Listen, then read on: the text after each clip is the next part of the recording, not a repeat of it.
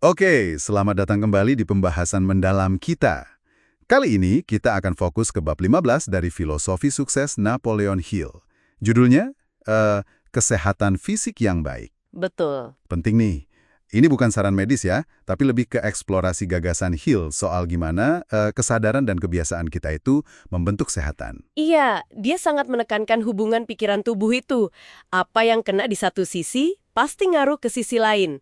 Otak memang pusat komando, tapi Hill bilang energi, vitalitas itu sumbernya lebih besar lagi. Menarik. Nah, titik awalnya menurut Hill itu membangun kesadaran kesehatan yang baik. Ini bukan cuma, semoga sehat gitu, tapi pola pikir aktif yang mesti ditanam. Oh, jadi kayak kesadaran kemakmuran untuk sukses finansial ya. Ini kesadaran kesehatan untuk fisik. Persis, jadi mikirnya sehat, jangan mikir sakit. Fokusnya di situ. Dia bahkan kutip formula psikolog Francis, Emile Coué.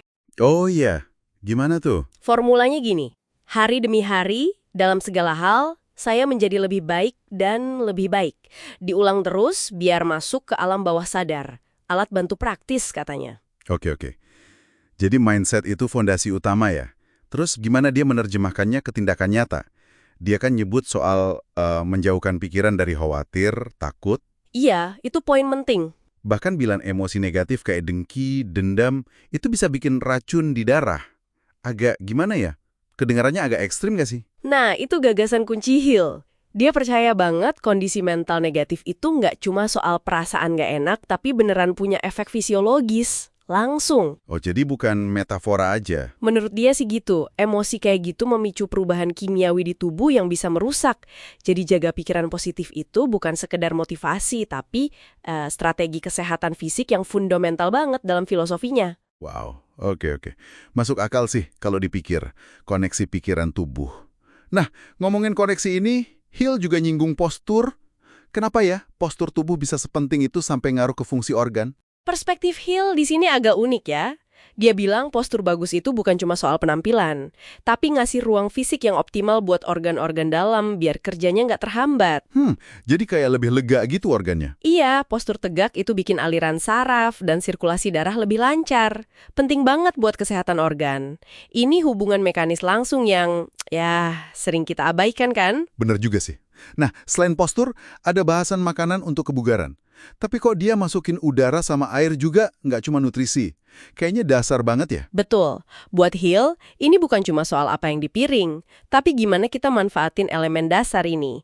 Udara ya penting napas dalam dan bener. Yang lagi-lagi, perlu postur tegak juga kan? Nyambung lagi ya ke postur. Iya. Terus air, krusial buat darah, transportasi nutrisi. Dia saranin minum pas bangun tidur, pas makan, sama di sela-sela makan. Oke. Baru deh, vitamin dan mineral.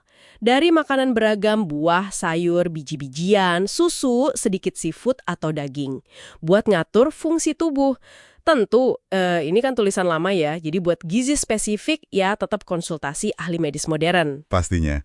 Oke, selain apa yang dimakan, cara makannya gimana? Kebiasaan makan disorot juga kan di bab ini? Banget. Dia kasih beberapa panduan praktis nih. Kunyah makanan yang benar, biar pencernaan awalnya bagus. Makan secukupnya, jangan kebanyakan. Terus hindari kerja fisik berat abis makan. Dan ini penting, perhatiin kondisi pikiran pas makan. Oh, ini nyambung ke mindset positif tadi ya? Tepat, makan pas tenang, hindari marah atau khawatir. Karena menurut dia itu ganggu pencernaan. Jadiin waktu makan itu momen syukur, jangan malah jadi ajang konflik pikiran. Ketenangan pikiran ini kayaknya benang merahnya ya. Terus soal relaksasi sama istirahat, apa saran spesifiknya? Vital banget ini. Hill saranin kita nyisihin waktu khusus tiap hari, minimal sejam lah, buat relaksasi total. Benar-benar lepasin pikiran dari cemas. Sejam ya? Lumayan juga. Iya, bahkan dia dorong kita belajar rileks pas lagi kerja. Jangan tegang terus. Hindari capek berlebihan, katanya bikin racun di tubuh. Racun lagi ya? Tidur cukup juga krusial. Kebutuhannya beda-beda. Dewasa sekitar 8 jam, usia 50-an bisa 10 jam, 60-an ke atas mungkin 12 jam. Termasuk istirahat ya. Kuncinya lepasin beban pikiran sebelum tidur biar tidurnya benar-benar pulih. Oke, ada juga saran buat hindari obat-obatan resep sendiri, lebih ke mineral alami dari makanan.